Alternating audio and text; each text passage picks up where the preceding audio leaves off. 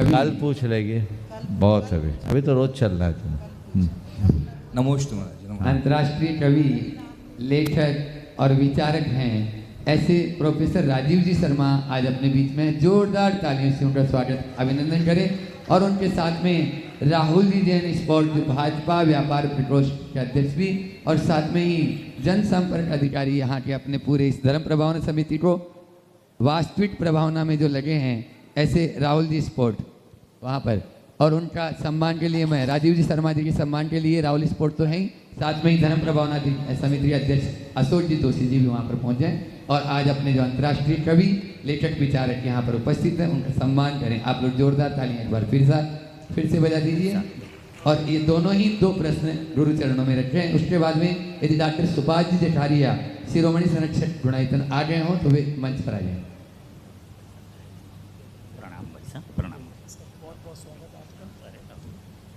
प्रश्न करेंगे संत जी, सादर प्रणाम। आज देश के सबसे बड़े हिंदी अखबार और देश के सबसे बड़े अंग्रेज़ी अखबार का सुबह मैं एडिटोरियल पढ़ रहा था। दोनों ही एडिटोरियल में संत जी इस बात के लिए बड़ी चिंता व्यक्त की गई है कि हमारा ये विश्व कुछ ही महीनों में विश्व युद्ध के लिए सन्नद्ध हो चुका है। कल शाम के बीबीसी के समाचार में था संत जी कि ईरान ने इज़राइल के एयर बेस के बड़े खंड को बहुत ज़्यादा दुर्गतिपूर्ण कर दिया है। वहीं इज़राइल ने लेबनान में कल की तारीख में 2000 से ज़्यादा वहाँ के लोगों की मृत्यु हुई है आक्रमण से। 18 करोड़ की 70 मिसाइलें कल की तारीख में दागी गई है, जो अरबों रुपए में जाती है। ऐसा लगता है कि इस समय सारी दुनिया अहिंसा को छोड़कर ये हिंसक वातावरण की तरफ तेज़ी से बढ़ रही है। ऐसी विकट, ऐसी विकराल और ऐसी विद्रूप परिस्थिति में हम सामान्य नागरिकों का दायित्व क्या हो सकता है? एक मुअज़्ज़िज़ और आदरणीय संत के नज़रिए से आप हमें मार्गदर्शित करने का अनुग्रह करें। देखिए, आपने जो बात यहाँ उपस्थित की है वो बहुत गंभीर और चिंतनीय है। ये बहुत ही दुर्भाग्यपूर्ण है कि अब पूरा विश्व युद्ध की ओर बढ़ रहा है।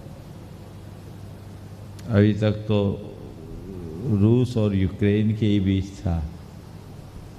1 साल से इजराइल, हमास और अब आपने जैसा बोला ईरान, तेहरान, सब, ईरान और कौन सा दे, लेबनान, सब उसमें शामिल हो। इस तरह की स्थितियाँ कल्पना से सिहरन उत्पन्न करती। जब ये बात मेरे सामने आई कि ऐसा युद्ध होने वाला है और ऐसा हो गया, शुरू हो गया, तो लगता है कि विश्व कहाँ जा रहा है। ऐसे समय में मेरे मन में एक ही विचार और भाव आ रहा है कि आज विश्व के सभी शांति प्रेमी लोगों को चाहिए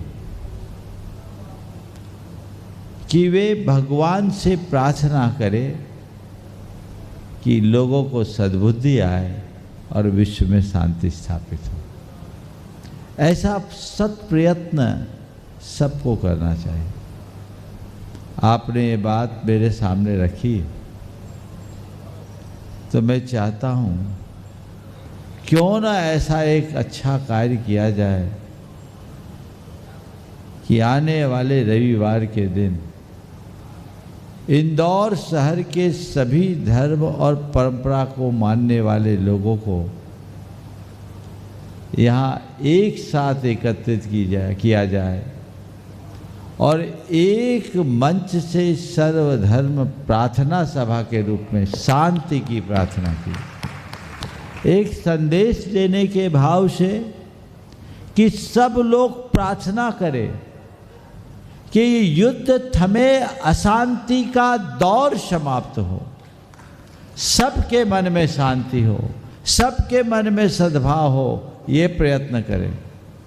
और राजीव जी, आज आप पूरे इंदौर समाज के सर्व समाजों से जुड़े हुए हो। आपकी अपनी एक छवि है, आपकी अपनी एक पहचान है, आपकी अपनी एक प्रतिष्ठा है।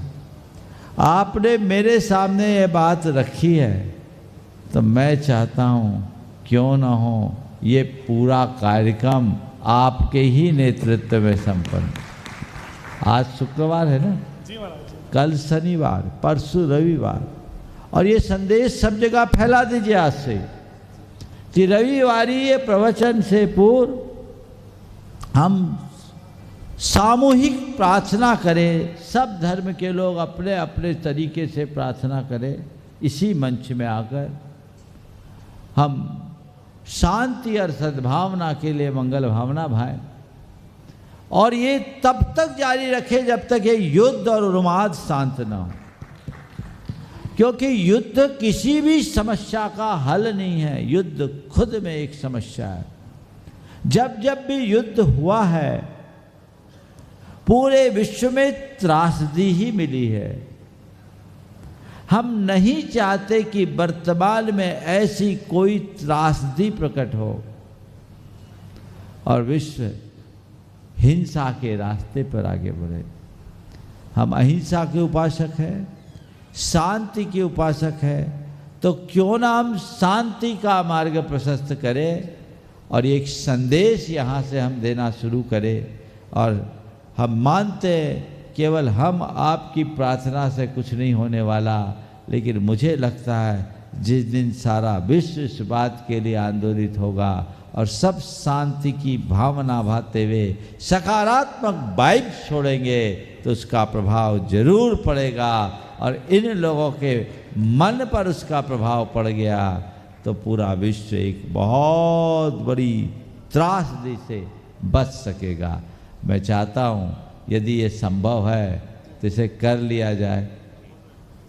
जी संत जी, आपके चलिए, तो आप इसकी रूपरेखा बनाइए और धर्म प्रभावना समिति से मैं कहता हूँ इन्हें इस कार्यक्रम को हाथों हाथ लेते हुए करना क्या, पंडाल बना हुआ है, सारी व्यवस्थाएं हैं, सर्व समाज को आपको आमंत्रित करना है। जैन समाज तो ये कार्य करेगी ही, पर ये आम जन मानस को जोड़कर सर्व धर्म के जो भी उपस्थित धर्म गुरु यहाँ आ सके उनको भी यहाँ बुलाए और हम एक ऐसी प्रार्थना करें जो प्रतीकात्मक प्रार्थना हो और उससे सबके मन में प्रेरणा जगे और सब लोग ऐसा काम कर सके ताकि हम पूरे विश्व को बचा सके।